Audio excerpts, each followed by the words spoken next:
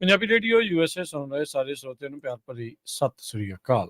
ਸਭ ਨੂੰ ਜੀ ਆਇਆਂ ਨੂੰ ਆਖਦੇ ਹਾਂ। ਸੋ ਤੇ ਪ੍ਰੋਗਰਾਮ ਲੈ ਕੇ ਹਾਜ਼ਰ ਹੋ ਚੁੱਕੇ ਹਾਂ ਅਪਡੇਟ ਕੈਲੀਫੋਰਨੀਆ। ਮੈਂ ਰਾਜਕਨਵੀਰ ਸਿੰਘ, ਹਰਜੋਤ ਸਿੰਘ ਖਾਲਸਾ ਜੀ, ਸਵਾਗਤ ਹੈ। ਸਤਿ ਸ੍ਰੀ ਅਕਾਲ ਜੀ। ਸਤਿ ਸ਼੍ਰੀ ਅਕਾਲ, ਧੰਨਵਾਦ ਜੀ ਆਇਆਂ ਨੂੰ। ਪੰਜਾਬੀ ਰੇਡੀਓ USA ਦੇ ਜਿੰਨੇ ਵੀ ਸਰੋਤੇ ਸਾਡੇ ਸਾਰੇ ਹੀ AM ਸਟੇਸ਼ਨਸ, FM ਸਟੇਸ਼ਨਸ, ਘਰਾਂ ਦੇ ਵਿੱਚ ਰੇਡੀਓ ਸੈਟਸ ਦੇ ਰਾਹੀਂ, ਟੈਲੀਫੋਨ ਦੇ ਰਾਹੀਂ, ਫੇਸਬੁੱਕ, YouTube ਤੇ ਲਾਈਵ ਦੇਖ ਰਹੇ ਹੋ, ਸੁਣ ਰਹੇ ਹੋ, ਸਾਰਿਆਂ ਨੂੰ ਜੀ ਆਇਆਂ ਨੂੰ ਤੇ ਬਹੁਤ ਹੀ ਪਿਆਰ ਤੇ ਸਤਿਕਾਰ ਭਰੀ ਸਤਿ ਸ਼੍ਰੀ ਅਕਾਲ। ਸਰੋਤਿਓ, ਅੱਜ ਸਤੰਬਰ ਦੀ 11 ਤਰੀਕ ਆ, ਦਿਨ ਸੋਮਵਾਰ ਆ। ਤੁਹਾਡੇ ਲਈ ਸ਼ਾਮ ਦਾ ਅਪਡੇਟ ਕੈਲੀਫੋਰਨੀਆ ਪ੍ਰੋਗਰਾਮ ਲੈ ਕੇ ਹਾਜ਼ਰ ਹੋਏ ਹਾਂ। ਸਾਡੇ ਅੱਜ ਦੇ ਇਸ ਪ੍ਰੋਗਰਾਮ ਨੂੰ ਸਪਾਂਸਰ ਕਰਦੇ ਨੇ ਖਾਲਸਾ ਇੰਸ਼ੋਰੈਂਸ ਏਜੰਸੀ, ਜਿਨ੍ਹਾਂ ਦੇ ਕੋਲੋਂ ਤੁਸੀਂ ਹਰ ਇੱਕ ਤਰੀਕੇ ਦੀ ਇੰਸ਼ੋਰੈਂਸ ਕਰਵਾ ਸਕਦੇ ਹੋ। ਇੰਸ਼ੋਰੈਂਸ ਬਾਰੇ ਪਤਾ ਕਰਨ ਲਈ ਕਾਲ 408-272-2500 4082722500 ਦੇ ਉੱਤੇ। ਟੇਡਕਨ ਇਮੀਗ੍ਰੇਸ਼ਨ ਲਾ ਫਰਮ US ਇਮੀਗ੍ਰੇਸ਼ਨ ਦਾ ਹੋਵੇ ਕਿਸੇ ਵੀ ਤਰੀਕੇ ਦਾ ਕੰਮ, ਕਾਲ ਅਟਰਨੀ ਜੇ ਟੇਡਕਨ 415-909-0503। ਅਮਰਜੀਤ ਸਿੰਘ ਫਰੈਜ਼ਨੋ, ਗੁਰਬਚਨ ਸਿੰਘ ਨਾਗਰਾ ਸੈਕਰਾਮੈਂਟੋ, ਪ੍ਰਿਤਪਾਲ ਸਿੰਘ ਸਿੱਧੂ ਫਰੈਜ਼ਨੋ, ਤਾਰਾ ਸਿੰਘ ਸਾਗਰ ਫਰੀਮਾਂਟ, ਹਰਿੰਦਰ ਭੀਨ ਸੈਨ ਹੋਜ਼ੇ, ਮਨਜੀਤ ਸਿੰਘ ਫਰੀਮਾਂਟ। ਇਹਨਾਂ ਸਾਰਿਆਂ ਦਾ ਧੰਨਵਾਦ। ਜੇਕਰ ਤੁਸੀਂ ਵੀ ਇਸ ਪ੍ਰੋਗਰਾਮ ਨੂੰ ਸਪਾਂਸਰ ਕਰਨਾ ਚਾਹੁੰਦੇ ਹੋ, ਸੰਪਰਕ ਕਰ ਸਕਦੇ ਹੋ ਨੰਬਰ 408-722-7698। ਅੱਜ ਦੀਆਂ ਖਬਰਾਂ ਵੱਲ ਆਈਏ ਤੇ US ਫਾਈਨਲੀ ਜੋ ਈਰਾਨ ਦੇ ਨਾਲ ਡੀਲ ਹੋਈ ਸੀ 5 ਅਮਰੀਕਨ ਸਿਟੀਜ਼ਨਸ ਨੂੰ ਛਡਵਾਉਣ ਦੀ, ਜੋ ਉਹਨਾਂ ਨੇ ਡਿਟੇਨ ਕੀਤੇ ਹੋਏ ਸੀ, ਉਹਦੇ ਸੰਬੰਧ ਦੇ ਵਿੱਚ ਬਾਈਡਨ ਐਡਮਿਨਿਸਟ੍ਰੇਸ਼ਨ ਨੇ ਅੱਜ ਇਹ ਸਾਰਾ ਰਸਤਾ ਕਲੀਅਰ ਕਰ ਦਿੱਤਾ ਪਈ। $6 ਬਿਲੀਅਨ ਜੋ ਮਨੀ ਨੂੰ ਫਰੀਜ਼ ਕੀਤਾ ਗਿਆ ਸੀ ਸਾਊਥ ਕੋਰੀਆ 'ਚ, ਤੇ ਉਹ ਹੁਣ ਟਰਾਂਸਫਰ ਕੀਤਾ ਜਾ ਸਕੂਗਾ ਤਾਂ ਕਿ ਕਿਸੇ ਤਰ੍ਹਾਂ ਦੀਆਂ ਜਿਹੜੀਆਂ ਸੈਂਕਸ਼ਨਸ ਆ ਉਹ ਇਹਨਾਂ ਮੁਲਕਾਂ ਦੇ ਉੱਤੇ ਨਾ ਲਾਈਆਂ ਜਾਣ। Secretary of state Tony Blinken ਉਹਨਾਂ ਨੇ ਇਹ ਜਿਹੜੀਆਂ ਸੈਂਕਸ਼ਨਸ ਦਾ ਵੇਵਰ ਆ ਉਹ ਪਿਛਲੇ ਹਫ਼ਤੇ ਸਾਈਨ ਆਫ ਕਰ ਦਿੱਤਾ ਹੈਗਾ। ਵਿੱਚ ਕ੍ਰਿਟਿਸਿਜ਼ਮ ਵੀ ਹੋਇਆ ਪ੍ਰੈਜ਼ੀਡੈਂਟ ਜੋ ਬਾਈਡਨ ਉਹਨਾਂ ਦਾ, ਖਾਸ ਕਰਕੇ ਰਿਪਬਲਿਕਨਸ ਵੱਲੋਂ। ਉਹ ਕਹਿੰਦੇ ਵੀ ਜਦੋਂ ਇਹ ਡੀਲ ਬਣਾਈ ਗਈ ਇਹਦੇ ਵਿੱਚ ਉਹਨਾਂ ਨੂੰ ਜਿਹੜਾ ਆ ਫੁੱਲੀ ਨਹੀਂ ਦੱਸਿਆ ਗਿਆ ਵੀ ਕੀ ਡੀਲ ਜਿਹੜੀ ਹੋਈ ਆ। ਈਵਨ ਦੋ ਕਹਿੰਦੇ ਸਾਨੂੰ ਜਿਹੜੀ ਥ੍ਰੈਟ ਆ ਉਹ ਮਿਡ ਈਸਟ ਐਲੀਜ਼ ਤੋਂ ਹਜੇ ਤੱਕ ਵੀ ਹੈਗੀ ਆ। ਐਕਸ ਦੇ ਉੱਤੇ, ਜਿਹੜਾ ਕਿ ਟਵਿੱਟਰ ਕਹਿੰਦੇ ਆ, ਪਹਿਲਾਂ ਟਵਿੱਟਰ ਸੀ, ਉਹਦੇ ਉੱਤੇ ਸੈਨੇਟਰ ਚੱਕ ਗ੍ਰੈਸਲੀ ਜੋ ਆਇਓਵਾ ਦੇ ਆ, ਉਹਨਾਂ ਨੇ ਇਹ ਕਿਹਾ ਵੀ US ਨੂੰ ਬਲੈਕਮੇਲ ਕੀਤਾ ਗਿਆ ਆ $6 ਬਿਲੀਅਨ ਇਹ ਸਾਰੇ ਜਿਹੜੇ ਹੋਸਟੇਜ ਆ ਉਹਨਾਂ ਨੂੰ ਛਡਵਾਉਣ ਦੇ ਲਈ।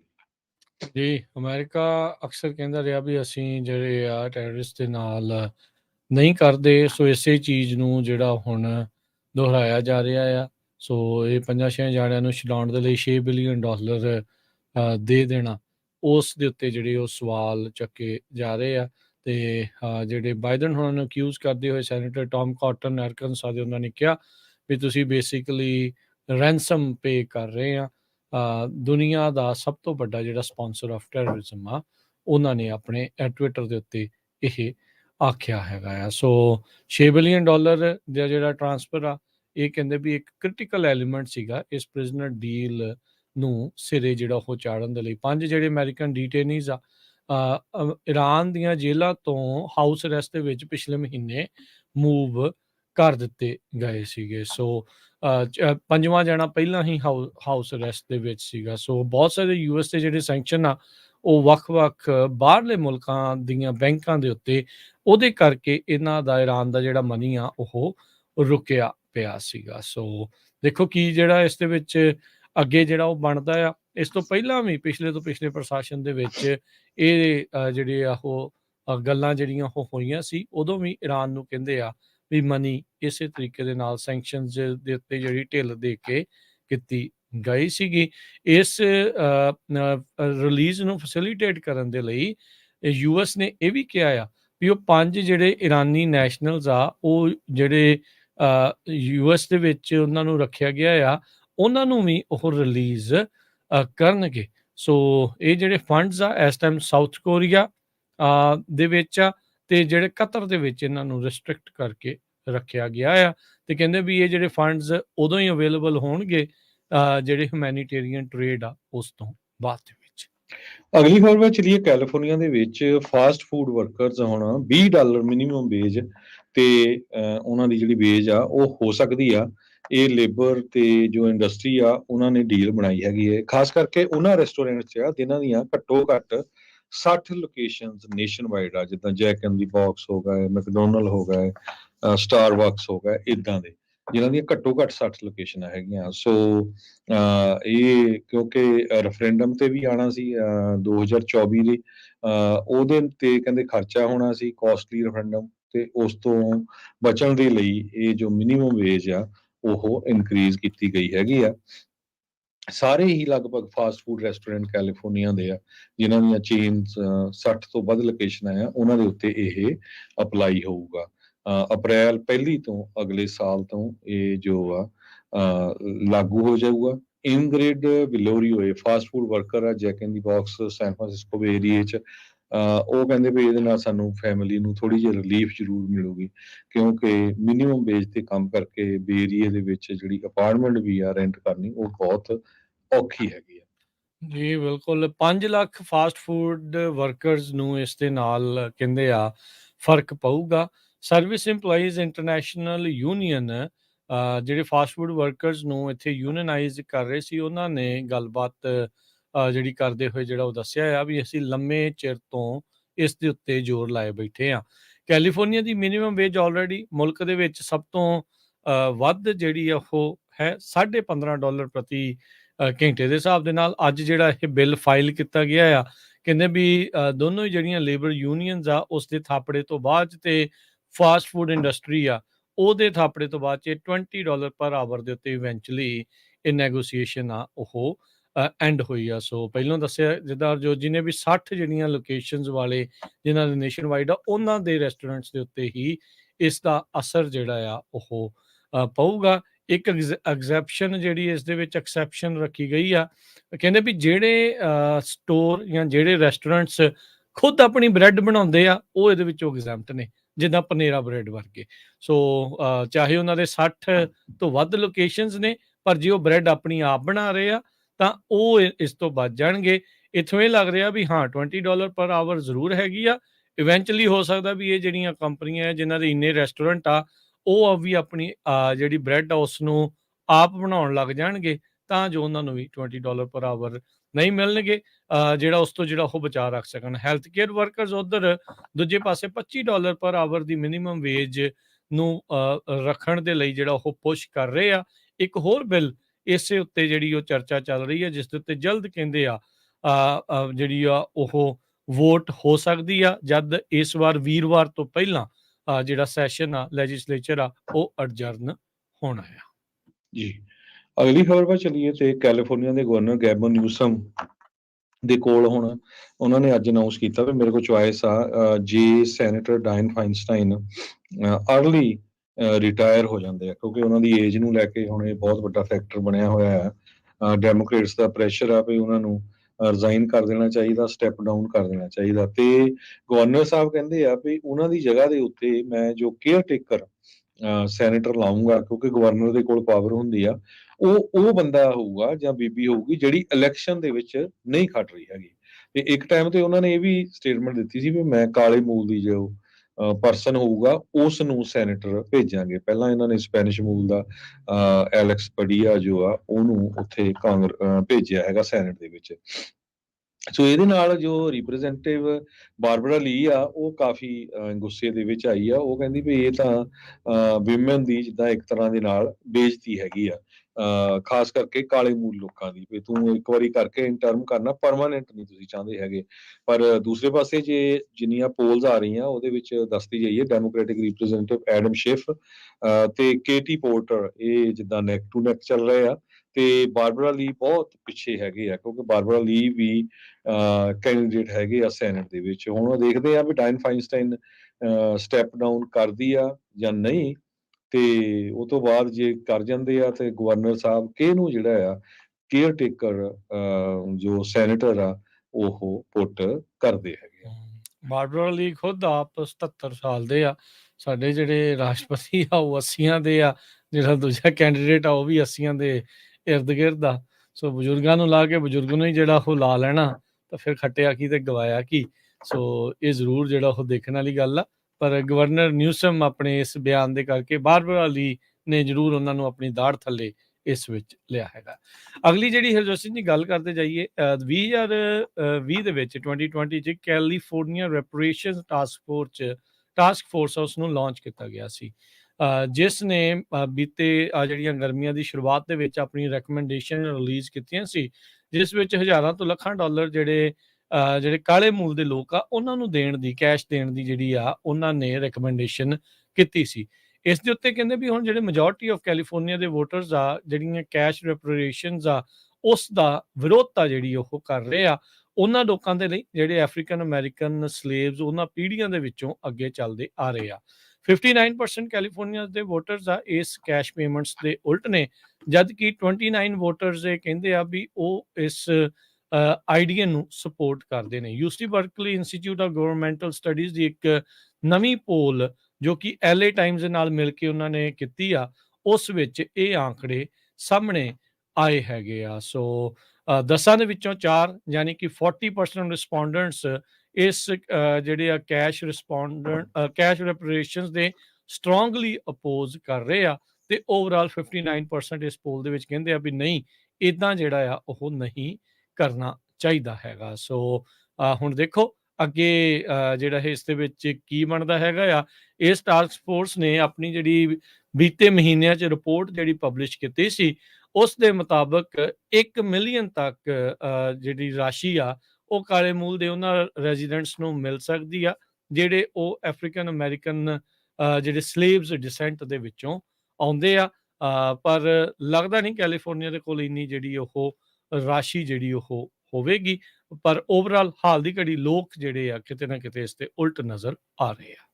ਜੀ, ਅਗਲੀ ਖਬਰ ਵੱਲ ਚਲੀਏ ਤੇ ਕੈਲੀਫੋਰਨੀਆ ਦੇ ਵਿੱਚ ਇੱਕ ਬਿੱਲ ਦੇ ਉੱਤੇ ਗਵਰਨਰ ਗੈਬਨ ਨਿਊਸਮ ਸਾਈਨ ਕਰਨ ਜਾ ਰਹੇ ਆ, ਜਿਹਦੇ ਨਾਲ ਲੀਗਲਾਈਜ਼ ਹੋ ਜਾਊਗਾ ਹੁਣ ਮਰਵਾਨਾ ਦੀਆਂ ਕਾਫੀ ਦੀਆਂ ਦੁਕਾਨਾਂ, ਮਰਵਾਨਾ ਕਾਫੀਜ਼, ਤੇ ਇਹ ਆਫੀਸ਼ੀਅਲੀ ਲੀਗਲ ਹੋ ਜਾਊਗਾ। ਅਸੈਂਬਲੀ ਦੇ ਵਿੱਚ ਇਹਦੀ ਆਲਰੇਡੀ ਵੋਟ ਹੋ ਚੁੱਕੀ ਹੈਗੀ ਆ।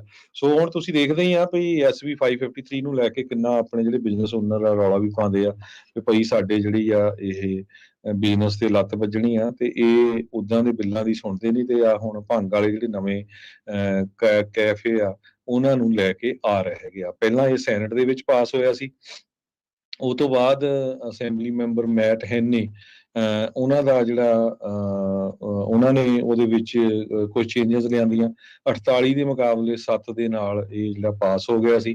ਹੁਣ ਗਵਰਨਰ ਗੈਬਨ ਨਿਊਸਮ ਦੇ ਕੋਲ ਜਾਣਾ ਬਿੱਲ AB 374, ਇਹ ਆਥੋਰਾਈਜ਼ ਕਰੂਗਾ ਲੋਕਲ ਗਵਰਨਮੈਂਟਸ ਨੂੰ ਕੈਨਵਸ ਕੰਜ਼ੰਪਸ਼ਨ ਲੌਂਗਸ ਓਪਨ ਕਰਨ ਦੇ ਲਈ, ਤਾਂ ਕਿ ਉੱਥੇ ਨੌਨ ਕੈਨਵਸ ਫੂਡ ਤੇ ਸੌਫਟ ਡਰਿੰਕਸ ਵੀ ਇਹਨਾਂ ਫੈਸਿਲਿਟੀਜ਼ ਦੇ ਉੱਤੇ ਸੈਲ ਕੀਤੀਆਂ ਜਾ ਸਕਣ। ਤੇ ਪਰ ਜਿਹੜੀ ਅਲਕੋਹਲ ਆ ਉਹ ਪ੍ਰੋਹਿਬਿਟਡ ਹੋਊਗੀ ਇਹ ਜੋ ਕੈਫੇ ਹੋਊਗੇ, ਪਰ ਬਾਕੀ ਜਿਹੜਾ ਸਾਰਾ ਸਮਾਨ ਆ ਇਹ ਉੱਥੇ ਮਿਲੂਗਾ। ਸੋ ਇਹ ਮਰਵਾਨਾ ਦੇ ਅਹਾਤੇ ਜਿਹੜੇ ਖੋਲਣ ਜਾ ਰਹੇ ਆ, ਸਿੱਧਾ ਜੇ ਕਹੀਏ ਜਿੱਦਾਂ ਸ਼ਰਾਬ ਦੇ ਆ 12 ਆ, ਬਾਕੀ ਚੀਜ਼ਾਂ ਆ ਉਦਾਂ ਹੀ ਇਹ ਚੀਜ਼ਾਂ ਹੋਣਗੀਆਂ। ਸੋ ਕਈਆਂ ਦੇ ਵਿੱਚ ਬਿਜ਼ਨਸ ਓਪਰਚੁਨਿਟੀ ਦੇਖਣੀ, ਕਈਆਂ ਨੇ ਕਹਿਣਾ ਜੀ ਭੱਠਾ ਬਹਿ ਗਿਆ। ਪਰ ਜਿਉਂ-ਜਿਉਂ ਜਿਹੜੇ ਨਸ਼ੇ ਆ ਉਹਨਾਂ ਨੂੰ ਤੁਸੀਂ ਲੀਗਲ ਕਰਦੇ ਜਾਣਾ ਆ, ਜਿੱਦਾਂ ਸ਼ਰਾਬ ਤੇ ਤੰਬਾਕੂ ਨੂੰ ਕੀਤਾ ਹੀ ਹੋਇਆ ਆ, ਉਹਦੇ ਵਿੱਚ ਜਿਹੜਾ ਆ ਮਰਵਾਨਾ ਦਾ ਨਾਮ ਹੀ ਸ਼ੁਮਾਰ ਆ। ਆਉਣ ਵਾਲੇ ਸਮੇਂ 'ਚ ਸਾਈਕੇਡੈਲਿਕ ਤੇ ਹੋਰ ਪਤਾ ਨਹੀਂ ਕੀ ਕੁਛ ਜਿਹੜਾ ਆ ਇਹ ਲੀਗਲ ਵਾਲੇ ਪਾਸੇ ਨੂੰ ਗੱਲ ਤੁਰ ਪੈਣੀ ਆ। ਸੋ ਇਹ ਹੁਣ ਨਵੀਂ ਚੀਜ਼ ਜਿਹੜੀ ਇਸ ਦੇ ਵਿੱਚ ਆਲਰੇਡੀ ਆ ਚੁੱਕੀ ਹੈਗੀ।